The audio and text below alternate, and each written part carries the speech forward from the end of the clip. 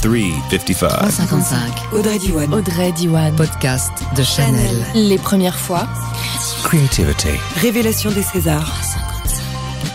355.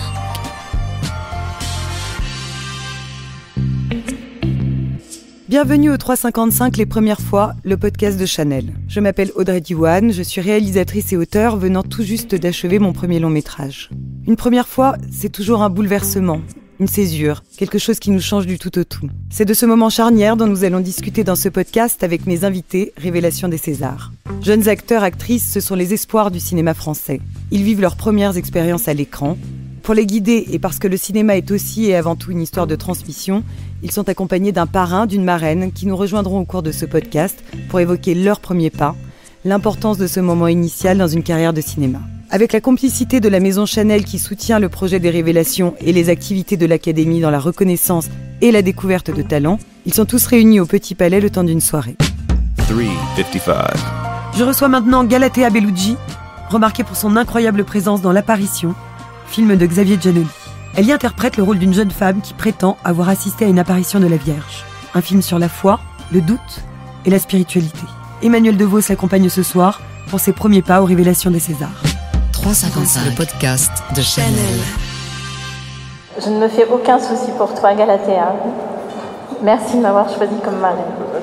Donc on continue comme ça pour l'instant, ouais. Merci à toi d'avoir accepté d'être avec moi ce soir. Ça me touche beaucoup. Creativity.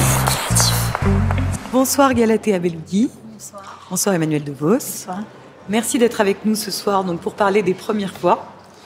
Est-ce que vous pouvez me parler, pour commencer, de votre premier casting ? Est-ce que vous vous en souvenez ? Vous avez commencé très jeune.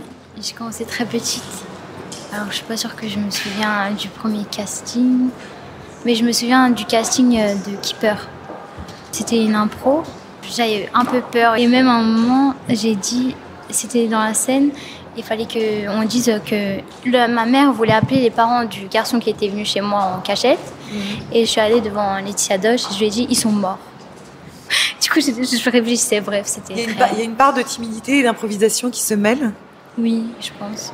D'où est né votre désir d'être actrice ? Pourquoi ça a commencé si tôt chez vous ? C'est familial ? En fait, j'ai commencé au Théâtre du Soleil, Ouais. où mon père travaillait en tant qu'acteur. Vous avez travaillé avec Ariane Mouchkine. Voilà, avec Ariane Mouchkine et toute la compagnie. Voilà. Du coup, Et vous avez, à ce moment-là, décidé que ce serait votre métier. Pas encore. Hein. Et aujourd'hui ? Aujourd'hui, oui. Oui. Oui, j'espère, oui. Du coup, oui. Au début, c'était plus un jeu, en fait. Un peu sérieux, parce que quand même, c'était des histoires sérieuses dont on traitait au Théâtre du Soleil, mais oui. Vous vous souvenez d'où part votre désir, du moment où vous avez conscientisé le fait que vous étiez destinée à faire ça ? Très jeune aussi, mais j'ai le même parcours que Galatea. C'est-à-dire que mes parents aussi faisaient partie d'une troupe de théâtre, donc un peu été élevés comme ça, comme on dit. Enfin, je suis une enfant de la balle. Et le désir d'être actrice, il est venu très tôt, vers 8 ans, en organisant des petits spectacles en parallèle des spectacles que jouaient mes parents l'été dans un festival. Et nous, les enfants, on faisait aussi des petits spectacles. Enfin, voilà, c'était parce qu'il y a partout. il y a une part de jeu là-dedans. Oui, mais c'est vrai que pour moi, le fait de jouer, le mot jouer, de toute façon, a toujours un rapport à l'enfance. Enfin, ça ne quitte jamais. Moi, ça me ramène tout le temps à mon enfance, le fait de jouer. Tout le temps, tout le temps. Et c'est encore vrai maintenant, c'est un sentiment qui ne s'est pas abîmé. Ah non, pas du tout. Même au contraire, qui s'affine au fil des ans. Plus je vieillis, plus j'ai l'impression de reconnaître l'enfant que j'étais. Enfin, l'enfant qui voulait jouer. Et cet enfant a encore peur parfois. Il y a des choses qui sont difficiles à aborder, même maintenant, des expériences nouvelles, des défis peut-être aussi. Non, les défis au contraire. Je pense qu'on a peur de se répéter. Des défis... non, c'est plaisant. Puis on en a envie presque. Enfin, rien ne fait vraiment peur. Non, on peut avoir le trac, mais le trac, c'est pas la peur, c'est pas pareil. Et vous vous souvenez de votre premier jour de tournage ? Je me souviens de très petite. Je pense que mes parents faisaient partie d'un film un peu expérimental.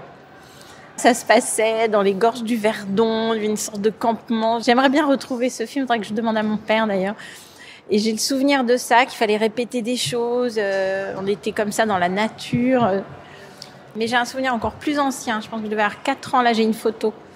Je devais avoir 4 ans. J'étais sur les genoux d'une actrice qui jouait Anne d'Autriche. C'était pour un film pour la télévision.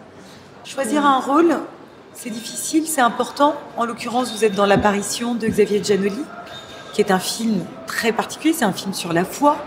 Vous devez jouer le rôle d'une jeune femme qui a assisté à plusieurs apparitions de la Vierge. Est-ce que vous avez beaucoup réfléchi avant d'accepter ? Un peu, parce que j'avais un peu peur, puisque je ne suis pas d'une famille religieuse. Non, après, puisque c'est avec Xavier Giannoli et Vincent Lindon, ça aussi, ça pousse. Et le personnage est tellement complexe et intéressant que tout de suite, j'ai voulu le faire. Avec Xavier Giannoli, vous avez parlé de ce qu'est la foi, vous avez discuté de religion. Comment vous avez abordé ce rôle ? Oui, et avec Xavier, on a beaucoup parlé, mais surtout, je suis allée dans un couvent pendant 3-4 jours, oui, où j'ai parlé avec des sœurs et vécu avec des sœurs. Qu'est-ce qu'elles vous ont dit ? Beaucoup de choses. Hein. En fait, après, on sort de là avec plus de questions, mais... Est-ce que ça vous a fait vous poser des questions sur la religion ? Oui, mais après, je pense pas que ça a remis en question ma foi. Oui, ça a un autre rapport à la religion. Est-ce que les rôles comme ça peuvent vous transformer ? Est-ce qu'il y a des rôles, vous, qui vous laissez une empreinte particulière ? Le fait d'aller chercher ailleurs qu'en soi ? Oui, il y a des rôles qui peuvent faire mal. Bon, c'est relatif, mais il y a des rôles qui vous ouvrent des portes. Vraiment. Et ça, c'est le merveilleux de ce métier. Ça, on ne peut jamais devenir aigri ou complètement crétin, si on le prend bien, en tout cas. C'est pour ça qu'il ne faut pas choisir des rôles qui vous abîment. Il ne faut pas aller là où on n'a pas envie d'aller, parce que ça vous imprègne quand même. C'est comme un carbone, il y a quelque chose qui reste en vous. Bien sûr. Donc c'est la seule chose auquel il faut faire attention. C'est le conseil que vous donneriez à Galatea Veloughi qui commence ? Voilà. Il faut prendre ses conseils. Mais je pense que déjà, elle le sait. Vous faites la même chose ? Vous vous interrogez sur votre désir profond et la possibilité qu'un rôle vous aide ou vous abîme ? J'ai du mal à savoir si c'est bien, si c'est pas bien, s'il faut le faire. Mais oui. Vous vous fiez au réalisateur ? Comment ça s'est passé avec Xavier Giannoli ? Beaucoup. J'ai fait confiance à Xavier. Enfin, aussi, il m'a fait beaucoup confiance. Il m'a laissé très libre. Après, il dirige de façon très subtile, on va dire. C'est-à-dire ? Je sais pas, mais il a sa façon où on se rend pas trop compte qu'on est dirigé, mais à la fin, on se rend compte, d'accord, en fait, il a réussi à nous amener là. Voilà. Il vous laisse le temps d'expérimenter. Voilà, oui. Et est-ce qu'il y a d'autres premières fois dont vous avez envie ? Est-ce qu'il y a, par exemple, un genre de rôle, un genre de cinéma, un réalisateur ou une réalisatrice avec qui vous avez envie de tourner ? Ce sera un rôle, auquel j'ai pas pensé. Non, mais c'est drôle parce que je fais toujours la même réponse. Vous êtes en attente de surprise, en fait. Oui, voilà. Et on n'a pas envie de dire, je voudrais faire un rôle d'une fille qui... Après, je pense avoir un talent ou par exemple, ça... Après, j'ai pas de talent, donc il faudrait beaucoup le travailler. Mais justement, ce travail-là, ça m'intéresserait de le faire, d'avoir une certaine connaissance ou un talent qu'il faut... Une force, en fait. Enfin, quelque chose de physique, voilà. Un travail préparatoire. Un travail préparatoire physique, je pense que ce serait intéressant. Quelque chose de l'ordre de la transformation, en fait. Oui. Ça revient aussi à ça, à quelque chose qu'on ne s'attend pas, en fait. On a toujours un peu envie de transformation quand on joue. Oui. En tout cas, d'expérimentation et d'ailleurs. Oui, évidemment. Quelle a été votre plus grande transformation ? C'est sur mes lèvres. Parce que, voilà, il fallait travailler sur la surdité, sur ça. Et c'est vrai que c'est très amusant parce qu'on se focalise là-dessus. Donc, on pense plus on fait pas de psychologie, on se focalise juste, alors comment c'est de ne pas entendre ? Mais on a très peu de rôles comme ça en France. Hein. On en a très, très peu. Il y a aussi un autre rôle qui est peut-être moins spectaculaire, mais où j'avais fait un travail physique justement avant. C'est un film de Jérôme Bonnel qui s'appelle Le temps de l'aventure, où j'avais demandé à une coach, une chorégraphe, je lui avais dit, voilà, je voudrais, quand je marche, je voudrais pas voler, mais être très légère, parce que mon rôle courait énormément, passer d'un endroit à un autre, c'était très, très mobile. Virevoltant. Hein. Oui, virevoltant, et je dis, je ne veux pas toucher le sol. Et donc, j'avais fait un travail... Et c'est une idée qui vient de vous, en fait. Vous aviez choisi la légèreté comme point d'appui. C'est le scénario qui disait ça. Le scénario le disait, j'en avais parlé avec Jérôme et on s'était mis d'accord avec le producteur. Donc, on m'avait offert un travail presque chorégraphique avant pour marcher parce que je marche assez mal, moi. J'ai une démarche de canard un peu. Et je voulais avoir une démarche très vive, très, très dans l'envolée.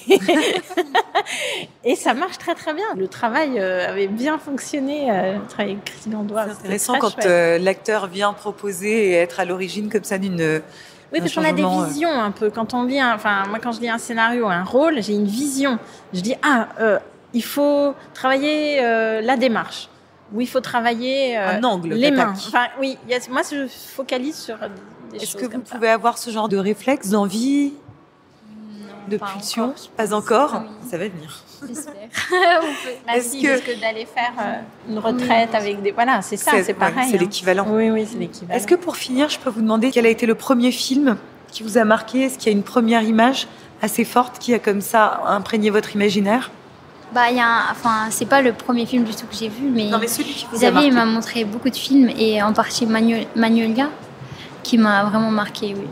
Par exemple, la scène de l'interview où Tom Cruise, c'est bien Tom Cruise, il répond je suis en train de vous juger silencieusement. Enfin, cette réplique-là, j'aime bien. Là, vous avez eu de l'empathie pour la comédienne. Voilà, vraiment. Et vous, Emmanuelle DeVos? Eh bien, c'était un film de Buster Keaton à la Cinémathèque. Je me souviens, ma mère nous avait emmenés voir. Je crois que en français, le titre est immonde, c'est Marié en folie.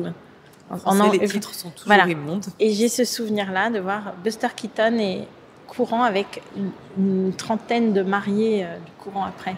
C'est la première image forte que j'ai de cinéma. Et l'actrice iconique, peut-être celle qui imprime la mémoire? Moi, je sais que j'ai adoré Nastasia Kinski. Mais je l'ai adorée. Voilà. Il y a quelque chose chez elle?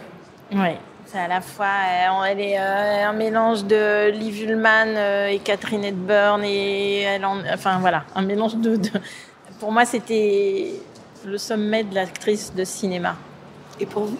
Anna Karina, je pense. Mais là, j'ai choisi aussi ma marraine pour une grande raison. C'est parce qu'elle m'inspire beaucoup. Donc, quand même, Emmanuelle DeVos. Bien sûr, ces mots d'amour, je vous remercie pour le temps que vous avez passé avec nous. Merci. 3,55. Merci Galatea Bellucci. Merci Emmanuelle DeVos.